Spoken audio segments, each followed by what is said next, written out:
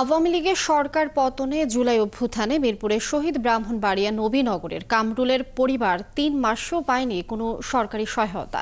Van চালক একমাত্র উপার্জনক্ষম সদস্যকে হারিয়ে দিশেহারা পুরো পরিবার।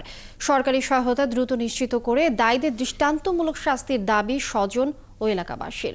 জালাল উদ্দিন রুমের তথ্য ছবিতে প্রতিবেদন।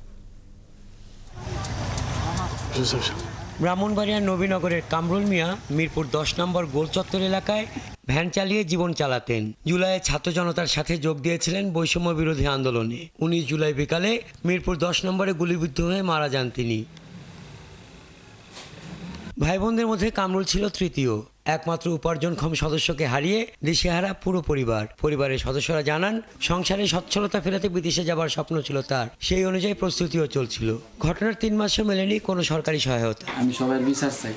এই মানুষটা যে মারছে, ফাঁকির লান মারছে, আমার ভাই যাওয়ার সময় বিদেশ যাওয়ার জন্য আপন করেছিল, কিন্তু আর্থিক অবস্থায় আমরা বিদেশ দিতে পারিনি। ভাবছি নিজের টাকা দিয়ে ১,০০,০০০ লাখ টাকা করে পরে আমরা কিছু দিলে সৌদি আরব যাইলাম, এই ভাগ্য হইল না।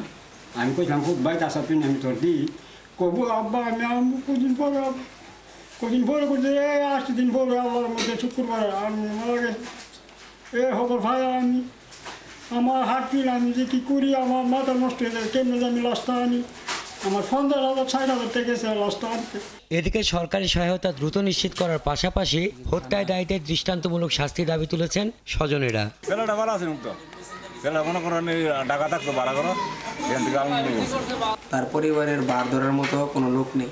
তাদের পরিবারের অবস্থা খুব করুণ। সাহায্য করবার অনেক দরকার, যেমনি এরা তো চলবো কেমবে, চলতে পারে না। উপজেলা গৌরনগর গ্রামের কৃষক নান্নু মিয়ার ছেলে কামরুল এলাকার একটি মাদ্রাসায় প্রাথমিক শিক্ষা শেষে ২০১৬ সালে জীবিকার সন্ধানে ঢাকায় আসেন। হাসান আহমেদ, ৭১।